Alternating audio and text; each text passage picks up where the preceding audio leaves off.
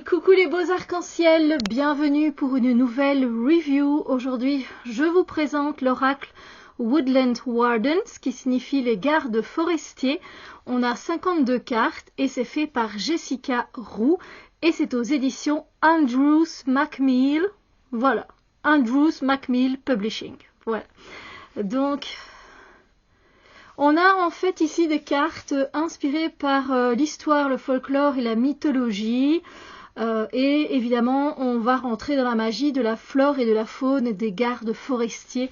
Donc, on est avec des animaux et des plantes et des fleurs de la forêt. Alors, désolé si je ne vous traduis pas des fois la plante ou l'animal. Des fois, je bug. Ça se peut que je l'ai écrit ici. Hein. Je sais qu'il y en a que j'ai écrit en français, mais bon. Voilà, donc on a un livret qui est bien fait. Donc ça c'est sympa aussi. Donc là ici on nous dit que Jessica Roux est née à Nashville et un petit peu ce qu'elle a fait par rapport son univers par rapport au tarot et tout ça tout ça. Donc ici dans son livret, pas mal. Hein, déjà on a du papier recyclé, moi ça me fait bien plaisir. On a la table des matières. Alors les chiffres sont en latin sur les cartes. Regardez ça, c'est magnifique. Et je me suis dit, allez Steph, tu peux présenter des trucs de période quand même, de période automnale. Hein. Bientôt on va arriver en hiver. Donc ici, comment utiliser les cartes et le petit bouquin. Donc vous avez évidemment sa façon dont vous pouvez utiliser, mettre les cartes, etc. Vous avez des suggestions de tirage. J'aime bien vous montrer parce que c'est trop beau dessiné en noir et blanc comme ça. Voilà, on a 4 cartes avec les saisons, avec le tarot 6 cartes, le passé, présent, futur, voilà quoi. Et ensuite, on a directement la première page, c'est en noir et blanc. Donc ici, on va se retrouver, vous voyez, on a des fleurs et on a un animal. Donc ici, on a la souris et de Buttercup. Je suis pas sûre, je pense que c'est le bouton d'or, mais je sais pas, les cartes sont pas dans l'ordre.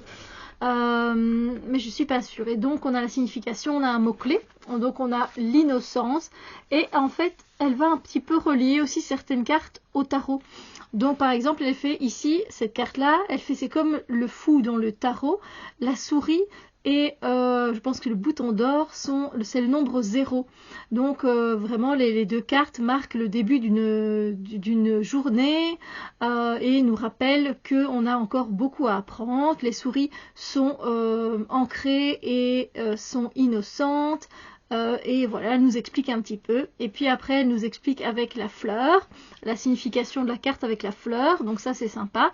Et puis on a la version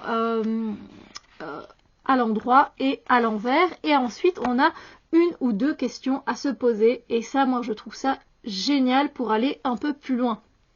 Voilà. Donc, c'est comme ça pour toutes. Par exemple, ici, on a de skunk. C'est celui qui pue, là, la moufette. La moufette et le magnolia. Vous voyez, mais c'est toujours fait de la même façon. Le castor et le bouleau. Voilà. Et vous voyez, on a les deux questions et c'est très bien expliqué. Voilà, c'est court et c'est simple dans l'anglais à comprendre. Après, moi, il faudrait juste que je vienne noter les animaux et les fleurs parce que ça, je ne maîtrise pas encore. Et puis, évidemment, on a des remerciements et un petit mot à propos de l'autrice, voilà, qui est Jessica. Les cartes sont dans un esprit un peu vintage, comme ça. La taille, elle est assez grande, des cartes oracles, sans être non plus immense. On n'a pas de couleur sur le bord des cartes. Et c'est une qualité de carte très flexible, mais très souple et très forte. Donc ici, on a le porc-épic et l'anémone qui viennent nous parler de limites. Et vous voyez, ce sont des couleurs un peu avec des sous-tons qui sont un peu mutés, des couleurs mutées, voilà, comme ça, plus vintage. Donc ici, de raccoon, c'est le raton laveur et le sycamore. Donc on a aussi des arbres. Et le mot-clé, c'est la curiosité. Ensuite, on a le sanglier et la citrouille. C'est pas la citrouille, hein, mais le potiron. hein, avec la confiance. Et vous voyez, c'est sombre, enfin c'est vintage. Ici donc le castor et le bouleau, c'est la maison, le foyer. Ensuite l'oiseau et le cèdre avec le leadership, le fait de mener, hein, d'être meneur, meneuse, bien sûr. Ici on a le lièvre et le chêne avec les nouvelles opportunités. On a l'abeille et la grenade avec la productivité. 52 cartes, hein, quand même, c'est bien. Le papillon et les personnages avec l'espoir. C'est beau les personnages, j'aime bien. Le coq et les tournesols avec la communication, j'aime beaucoup. J'adore, on a eu des poules, des coqs, donc moi je kiffe ça. De mode, c'est, vous savez, la libellule de nuit, là, ah, je retiens jamais. Et l'eucalyptus, c'est la fin de quelque chose. De Bobcat, je pense que c'est le lynx avec de Blackthorn, je ne vais pas dire de bêtises, donc la patience. La salamandre et le poivre noir avec l'inspiration. La chauve-souris et, je ne sais pas, l'intuition. Bon, moi je suis authentique, hein. Je connais pas, je vais pas vous inventer un mot. Hein. Le bélier et le dahlia avec la détermination. C'est bien, je suis bélier et le dahlia, pourquoi pas. Le renard et de Ivy, c'est le lierre, je pense, l'adaptabilité. De Finch, alors ça je l'avais noté, c'était quoi comme oiseau? Et la pêche, c'est la romance. Parce que j'étais allée voir c'était quoi comme oiseau. Je l'ai noté, mais bon. Le de Chipmunk, c'est, vous savez, c'est le petit écureuil, là. C'est pas l'écureuil, hein, mais de Chipmunk, c'est une... ça fait partie de la famille des écureuils. Voilà. Et le laurier, c'est le succès. The Hound, c'est un chien, mais je ne sais plus sa race, et la poire avec la loyauté. Donc la moufette et le magnolia pour la protection. On a la tortue et la coriandre avec la satisfaction. Évidemment, moi quand je vois une tortue, le caïman et le coquelicot pour les rêves. Quelle association? The Crow, le corbeau et, je ne sais pas, au niveau de la fleur, l'intelligence. Le mouton et Blackberry, c'est les murs, la dévotion. Ensuite, on a dit elk, c'est le cerf ou le daim. Le daim, les elk, je pense, et H, j'ai oublié, la force. Ensuite, la truite et... Ah, on connaît hein, ça. J'ai oublié. Je connais cette plante, cette fleur, la purification. Ah, aidez-moi. Les clochettes, là. Ah, j'ai oublié le nom. La chèvre et le saule, et c'est dépasser les obstacles. L'opossum et la pivoine. Et bashfulness, je ne sais pas ce que ça veut dire.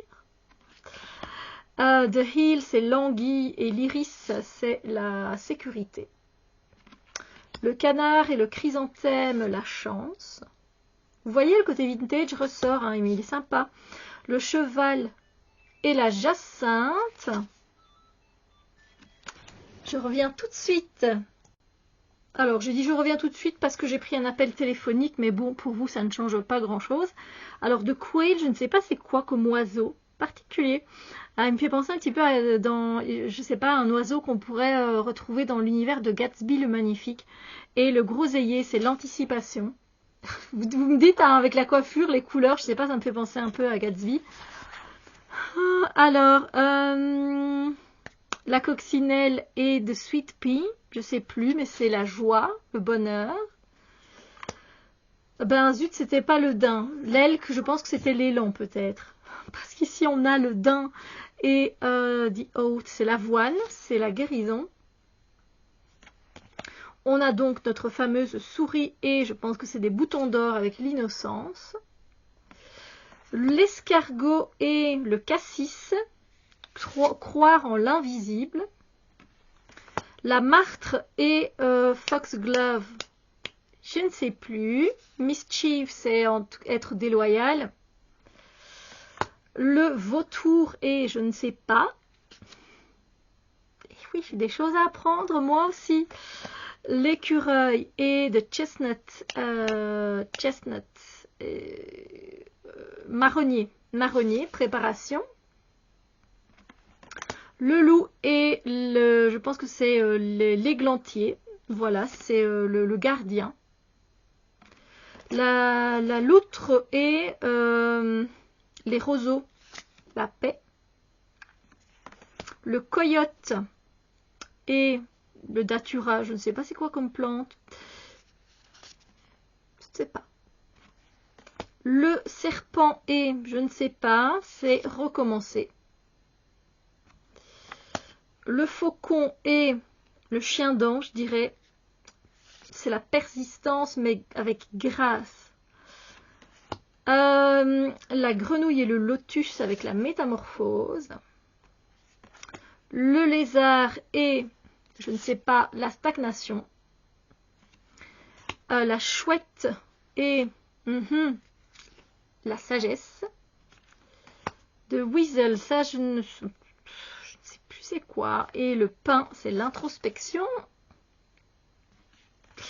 L'antilope et l'orge. Avant c'était l'avoine, là c'est l'orge, hein, oui. Avec le fait d'être nourri, nourishment. Le chat et la lavande pour l'indépendance. L'araignée et le fleur de la passion, c'est l'ingénuité, vous voyez, le fait d'être très créatif.